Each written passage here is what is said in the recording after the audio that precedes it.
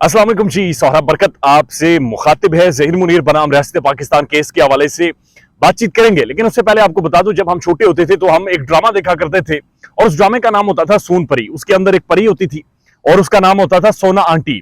अब वो जो सोना आंटी सोन परी होती थी वो बच्चों की मदद करती थी, बच्चों को ठीक तरीके सिखाती थी, बच्चों को गैंग से, 2 नंबर लोगों से महफूज रखती थी। लेकिन फिर हम बड़े हो गए और हमने लाहौर के अंदर से एक जोना आंटी देखी, एक जुनैरा परी देखी।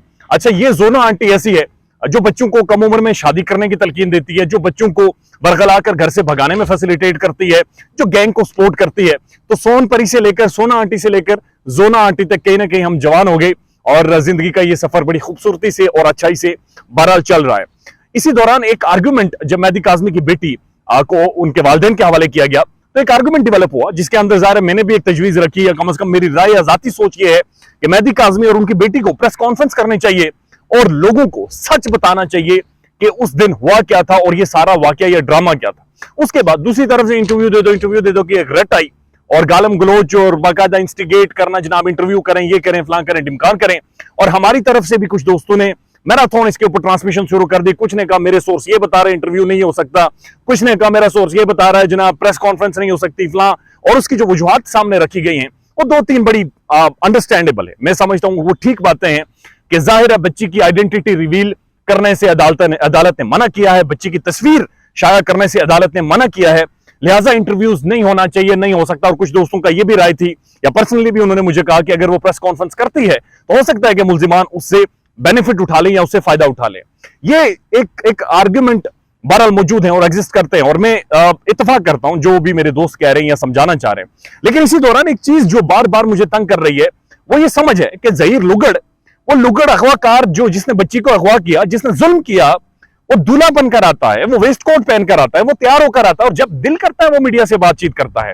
वो दनदनाता फिर रहा है और जहां पर दिल आता है पिस्ते को बुलाकर खड़े होकर इंटरव्यूज दे देता है, मैं ये करूंगा, मैं वो करूंगा। लेकिन जिस बच्ची के साथ जुल्म हुआ, जिस बच्ची को उठाया गया, जिस बच्ची के साथ ज्यादती की गई, जिसके वालिदैन इस सिस्टम के सामने एड़ियां रगड़ते रहे, इस सिस्टम के सामने सिसकते रहे, आंसू बहाते रहे, उस सिस्टम के सामने या उस सिस्टम से हटकर, या उस सिस्टम ने यकीनी बना रखा है कि ना तो बच्ची बोल सकती है, ना तो उसके वालिदैन बोल सकते हैं, और ना ही पाकिस्तानी अवाम जो खड़ी रही, 6 माह से लड़ती रही, जिन्होंने दिन रात तमाम तर टाइम वक्फ किया, उन्हें सच बताने से सिस्टम एक सिस्टमैटिक वे से, एक तरीके से, बाकायदा से रोक रहा है। यानी इस मुल्क के अंदर एहसानुल्लाह एहसान जैसा टेररिस्ट, उसका इंटरव्यू हो सकता है।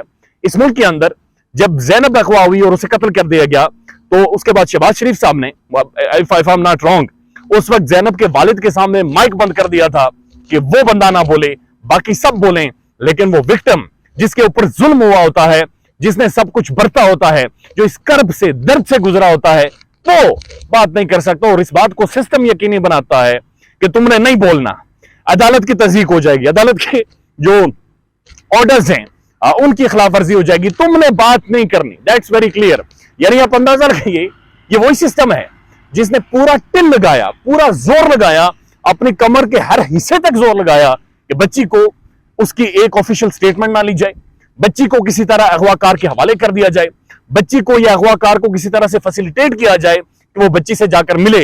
लेकिन दबाव था, जोर था पाकिस्तानी अवाम का, पाकिस्तानी साफियों का, पाकिस्तानी मीडिया का, उसके वालिदैन का, कि वो उस तक नहीं पहुंच सके।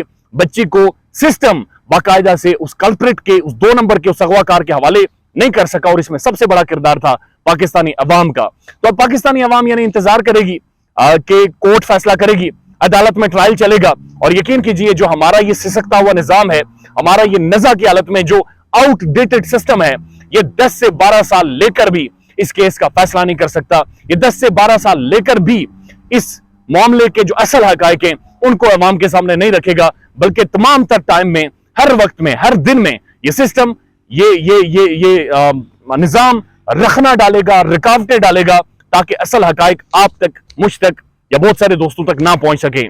इस मुल्क का सबसे बड़ा मसला सच ना बोलना है। इस मुल्क का मसला यह नहीं है कि इस मुल्क में इस मुल्क को जर्नलिस्ट ठीक कर देंगे, या इस मुल्क को पॉलिटिशियंस ठीक कर देंगे, या इस मुल्क को इमरान खान ठीक कर देगा, या नवाज शरीफ ठीक कर देगा। इस मुल्क को ठीक पाकिस्तान की अवाम कर सकती है, पाकिस्तान के लोग कर सकते हैं, और वो तभी कर सकते हैं जब वो सच बोलें, जब लोगों को सच सुनने दें, जब लोगों तक सच पहुंचने दें। लेकिन system this way that way, एक ऐसी कहानी बना लेता है, ऐसे रूल्स का जो ज़ाबित वाजे कर देता है कि ना तो सच आप और मैं सुन सकते हैं, ना मैं और आप सच बोल सकते हैं, बल्कि इसी थके हारे नज़ा की हालत में सिस्टम के रहमो करम पर हम लोगों ने इन्हिसार करना है, इंतजार करना है। हमारी नस्लें जवान हो जाएंगी लेकिन असल हकाइक हम तक नहीं पहुंच सकेंगे या फिर नहीं पहुंचने दिए जाएंगे। ख्याल रखिएगा अपना। अल्लाह हाफिज।